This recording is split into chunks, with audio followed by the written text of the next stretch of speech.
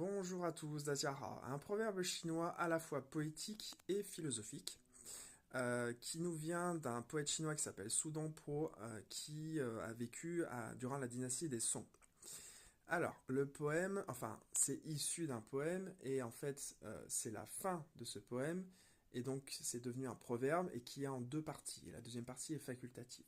Donc ça donne 不识庐山真面目，只缘身在此山中. Je répète, 不识庐山真面目，只缘身在此山中. Qu'est-ce que ça veut dire tout ça? Donc, 不识庐山真面目, c'est 不识, ne pas connaître.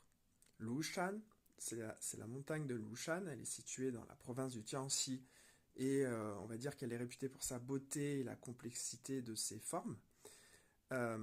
Zhenmianmu, c'est la véritable forme en fait, hein, la face véritable ou la véritable face, la véritable forme. Donc, 不识庐山 Zhenmianmu, c'est ne pas connaître la véritable forme de la montagne de Lushan.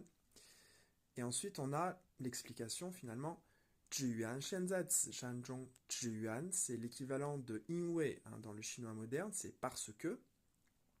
身在, alors shen c'est shenti de shen, c'est le corps, zai c'est à, donc le corps se situe à, en fait c'est parce qu'on se situe à, et donc on se situe où? Ci shanzhong, dans cette montagne. Ci shan, cette montagne, zhong au milieu.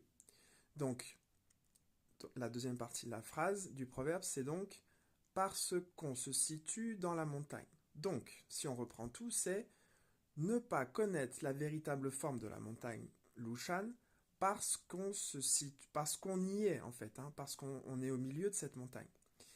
Donc, qu'est-ce que ça veut dire en fait? C'est quand on est dans cette montagne, qu'on se promène, qu'on randonne, etc., on va avoir, selon où l'on est, à l'heure, même on pourrait dire à l'heure à laquelle on est, là, il n'y a pas là forcément la notion de temps, mais selon où l'on se situe dans la montagne, eh ben, on va la voir d'une manière différente, tout simplement.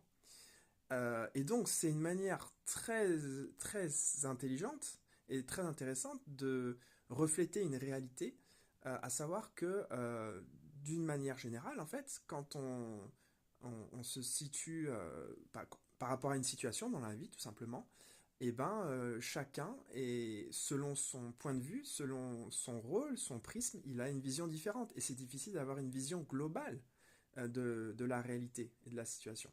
Et donc, c'est un petit peu chacun voit midi à sa porte, comme on dit chez nous. Voilà. Je vous remercie, bonne journée, au revoir, 再见.